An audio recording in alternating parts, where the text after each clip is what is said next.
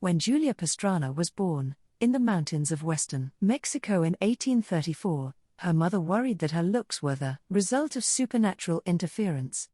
The local native tribes often blamed the Noali, a breed of shape-shifting werewolves, for stillbirths and deformities, and after seeing her daughter for the first time, Julia's mother is said to have whispered their name. She fled her tribe, or was cast out, not long after. 2 years later, Mexican herders searching for a missing cow found Julia and her mother hiding in a mountain cave. They took them to the nearest city, where Julia was placed in an orphanage. Sweet, intelligent, and almost totally covered in black hair, she became a local celebrity. After hearing of her unusual looks and charming disposition, the state governor adopted Julia to serve as a live-in amusement and maid. She stayed with the governor until she was 20, when she decided to return to her own tribe. But she never completed the trip home. An American showman known as M. Rates met her somewhere on her journey back to the mountains, and persuaded her to take up a life on stage. Julia would go on to become one of the most famous human curiosities of the 19th century, variously known as the Ape Woman, the Bear Woman, or the Baboon Lady. She made her debut in December 1854, at the Gothic Hall on Broadway in New York City. She wore a red dress, sang Spanish folk tunes, and danced the Highland Fling. Huge, appreciative crowds flocked to see her, although it wasn't really the singing and dancing they were after. They came to gawk at her hairy face and body, her jaw that jutted forward, her unusually large lips, and her wide, flat nose. The advance publicity billed Julia as a bear woman from the wilds of Mexico, while others said she looked like an ape. In his book A Cabinet of Medical Curiosities, Jan Bonderson records a contemporary newspaper account. The eyes of this lusus natura beam with intelligence, while its jaws, jagged fangs and ears are terrifically hideous. Nearly its whole frame is coated with long glossy hair. Its voice is harmonious, for this semi-human being is perfectly docile, and speaks the Spanish language. It's worth noting that the idea that Julia was half-human didn't originate with the press. Physician Alexander B. Mott, son of renowned New York surgeon Valentine Mott, examined her during a private backroom viewing and declared her a hybrid, half-human and half-orangutan. Other doctors agreed. At the time, orangutans were the biggest and most fearsome primate most Americans knew, a symbol of wild, primitive nature and dangerous sexuality. The rampaging orangutan of Poe's 1841 story The Murders in the Rue Morgue, who slits a beautiful woman's throat with a straight razor, helped cement the associations of these creatures with horror, fascination, and sex. But the link wasn't new. 200 years earlier, Dutch Dr. Jacob Bontius wrote that orangutans were born from the lust of Indian women, who mix with apes and monkeys with detestable sensuality. And while Julia's promotional material emphasized her femininity, in keeping with other representations of 19th-century bearded women, it also underlined her animalistic, racialized otherness. Her promotional material referred to her tribe of root digger Indians as spiteful and hard to govern, living in animal caves and enjoying intimate relations with bears and apes. The implications were clear. Julia was both a symbol of our repressed animal natures and the literal product of sex with beasts. In England, where Julia ventured with a new impresario after successful tours of the eastern US and Canada, this otherness continued to be a useful promotional strategy. A poster advertising Julia's show at London's Regent Gallery, where she appeared 3 times a day in 1857, portrayed her with exaggerated, reddened lips and a large nose, much like contemporary racialized images of African Americans. This despite the fact that at least one doctor declared she had no trace of Negro blood. The 12-page promotional booklet that Theodore Lent, Julia's new showman, prepared advertised her as the Baboon Lady, and again described her parents' close contact with wild animals. But it also assured audiences that in Julia the nature of woman predominates over the orangutans, and described her as sociable, clever, and kind. While Julia's promotional package included certificates from scientists attesting to her hybrid nature, from the start there were those who knew she was entirely human. Anatomist Samuel Neeland Jr., former curator of comparative anatomy for the Boston Natural Historical Society, examined Julia and declared her all human, and a perfect woman, performing all the functions of her sex. In 1857, the zoologist Francis Buckland visited her London hotel room and described her hideous facial features but exceedingly good figure, adding that she had a sweet voice, great taste in music and dancing, and could speak 3 languages. He added, "I believe that her true history was that she was simply a deformed Mexican Indian woman." The most famous English scientist of the day, Charles Darwin, did not go to see her in London, but learned of her existence and of a cast taken of her teeth, which was supposed to show an irregular double set in both upper and lower jaws. In his variation of animals and plants under domestication, Darwin compared Julia to hairless dogs, theorizing that skin disease in the animal world could be connected to excess teeth. Julia, however, didn't have extra teeth, just thickened gums that made misleading impressions on the casts. Had anyone bothered to ask her about her mouth, she would have explained that she had the usual number of teeth. But almost all the doctors who examined her directed their questions to Lent, while Julia kept silent but lucrative, which was how Lent liked it. Exhibiting Julia had made Lent a wealthy man, but by then rival showmen, possibly even including P.T. Barnum, began to take an interest in her. Lent decided to make the arrangement with his living, breathing, investment more permanent. He proposed to Julia. We don't know exactly what Julia thought of Lent, although Bonderson believes she was in love and touchingly devoted to him. Certainly, Julia's entire world revolved around her showman. She was not allowed to go out during the day, in case being seen on the street would diminish her earning power, and only traveled to the circus at night wearing veils.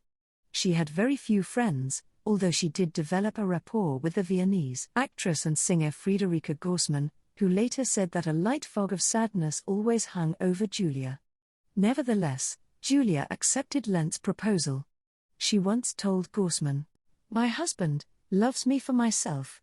Aside from Gorsman, one of the few who took Julia seriously as a person was German circus owner Hermann Otto. He visited Julia in Vienna and had a long conversation with her, later recording his impressions in his book Fahr and Volk, Traveling People. He wrote that Julia seemed a monster to the whole world, an abnormality put on display for money, someone who had been taught a few artistic turns, like a trained animal. But, for the few who knew her better, she was a warm, feeling, thoughtful, spiritually very gifted being with a sensitive heart and mind. And it affected her very deeply in her heart with sadness, having to stand beside people, instead of with them, and to be shown as a freak for money, not sharing any of the everyday joys in a home filled with love. In the winter of 1859, the couple traveled to Moscow, where crowds flocked to their exhibition at the Circus Salamansky. That August, Julia discovered she was pregnant. The baby, which arrived in March 1860 after a difficult birth, was unusually large, covered in hair like his mother, and had the same pronounced lower facial features. Julia was said to have held him and cried. The baby lived only 35 hours, and Julia, who had been lacerated with forceps during the birth, survived for just a few more days after that. The official cause of death was metroperitonitis puerperalis, inflammation of the peritoneum about the uterus, but more romantic sources say she died of a broken heart. Lent admitted spectators to her deathbed, where she is supposed to have said, "I die happy, because I know I have been loved for my own sake." This fits nicely into the 19th century predilection for grand last words, but it seems a little too perfect to be true.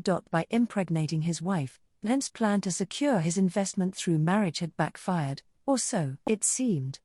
At the hospital where Julia gave birth, Lent met a Professor Sokolov of Moscow University. Sokolov was an expert on embalming, and had recently pioneered a technique that blended mummification with taxidermy, creating corpses that still looked rosy and alive. He and Lent struck a deal, in which Sokolov would buy the bodies of Julia and her son, preserve them, and put them on display at the university's Anatomical Institute. Sokolov kept the details of the embalming to himself, although we know the process took him 6 months. When the bodies were sufficiently infused with decay-arresting chemicals, Sokolov posed both mother and child standing up, the baby perched on a rod with an alert expression on his face, his mother standing with hands on her hips, feet wide apart, face turned to one side. The confident pose makes it possible to imagine Julia, just for a moment, as being like any self-possessed young woman standing on the corner waiting for a friend, a bus, a taxi, the end of the day to come. But Julia had a far more unusual story. Her body stayed at the Anatomical Institute's museum for only 6 months, before Lent, hearing how good she and her son looked, took advantage of an escape clause in his contract and returned to take them back. Evidently he realized that Julia could be a money-maker dead as well as alive. Lent put the bodies on display in London in 1862, where they could be seen for £1, less than he charged when Julia could sing and dance, but at least now he could display her for longer periods of time. Again the scientists weighed in. Buckland visited and said the face was marvelous, exactly like an exceedingly good portrait in wax, while the Lancet declared the embalming completely successful. The bodies went on to tour, and when they visited Vienna, Hermann Otto described seeing his old acquaintance in a red, silk-like harlot's dress with a frightening rictus across her face. A few years later in Carlsbad, Lent heard of another woman, Marie Bartel, who suffered from conditions similar to those of his late wife. Today the official diagnosis for Julia's maladies is generalized hypertrichosis lanuginosa, which produced the hair covering her face and body, and gingival hyperplasia, which thickened her lips and gums. Determined to add Marie to his show, Lent threw a bag of plums over a wall and into the garden where she spent her days. A little while later, he persuaded her father to let him marry her. He promised to never exhibit Marie, but the oath was short-lived. Soon she was singing and dancing on stage as Zenora Pastrana, Julia's little sister, with the embalmed mummies of Julia and her son behind her for an added macabre touch. But perhaps Zenora had the last laugh. After further exhibitions throughout Europe and America, the pair retired in St. Petersburg, where Lent began to go insane. At least once, he showed up nearly naked on a bridge over the river Neva, shrieking incomprehensibly, tearing up banknotes and throwing them into the water. Marie had him committed to an asylum, where he died shortly thereafter.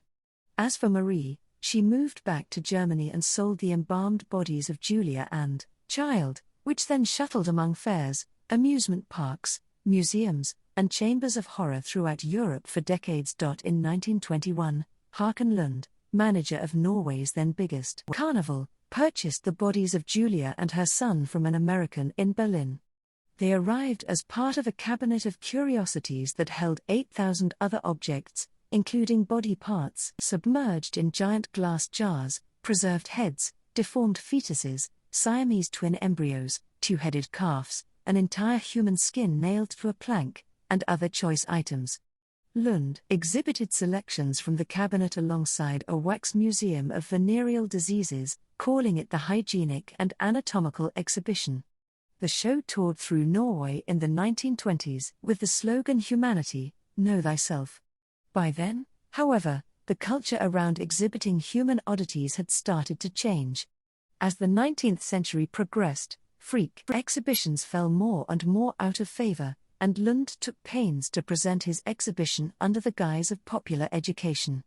He hired medical students wearing white lab coats to serve as guides, and displayed posters that at least gave the pretense of providing medical and scientific background information. However, during World War II the Nazis deemed the exhibit obscene, and ordered the wax models melted down for candles, an order which Lund managed to avoid. After surviving the war, the bodies went into storage in the 1950s. By the 1970s, when the bodies emerged for small tours, they were frequently greeted by outrage in the newspapers. In 1973 Sweden banned their presence, saying corpses could no longer be exhibited for profit. This marked the end of their touring days, and Lund stashed the mummies in the carnival storehouse near Oslo. 3 years later, teenagers broke in and ripped off Julia's arm, thinking she was a mannequin. The police later recovered the bodies, but Julia's infant was damaged beyond repair.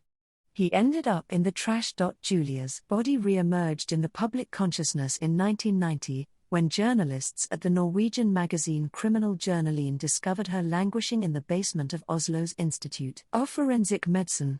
From then on, the fate of Julia's body became a fixture of Norwegian newspaper reports and government committees.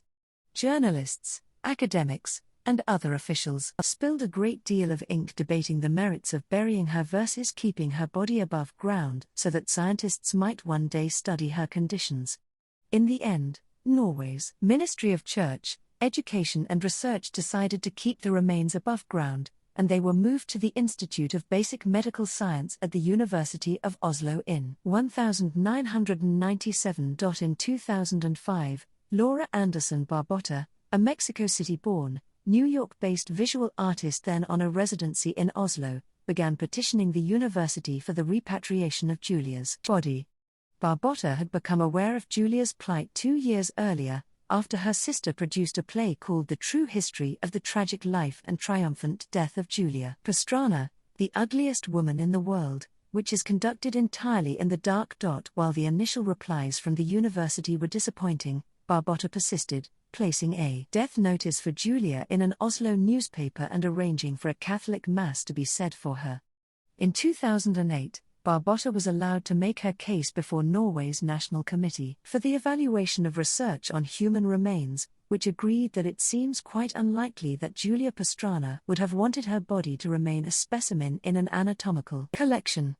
The governor of Julia's home province of Sinaloa got involved, as did the Mexican ambassador to Norway, and an official petition for Julia's return to Mexico was lodged. In February of 2013, Julia's body, encased in a white coffin covered in white roses, was finally buried in a cemetery in Sinaloa de Leyva, a town near her birthplace.